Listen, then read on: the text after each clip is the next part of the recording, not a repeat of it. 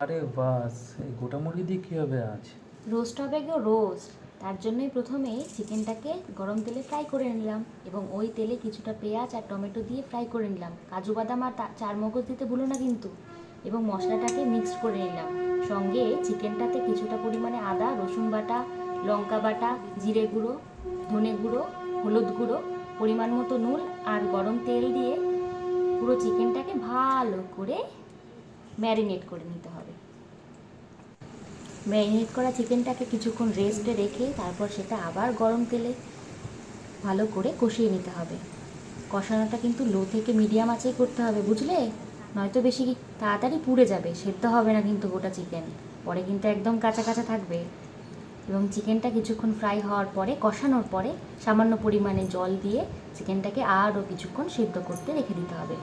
এই সময় কিন্তু ঢাকতে ভুলো না, হ্যাঁ? এই তো আজকে আমাদের তৈরি গোটা চিকেন। দেখলে? আসো তো জলদি, তাড়াতাড়ি, ভাত বাড়া হয়ে গেছে কিন্তু। আরে বাহ, দেখো কত সুন্দর হয়েছে, একটা বারেই খুলে গেল লেগ পিসটা, যেটা আমার সব থেকে প্রিয়। আর সাথে আছে আমাদের গোবিন্দভোগ চালের পোলাও, ওয়াও, সাথে স্যালাডও আছে। আইস বাহ! প্রথম পিসটা হাতে নিয়ে একটুখানি ভেঙে নিলাম, ভেঙে নিয়ে ওয়াও, সুপার।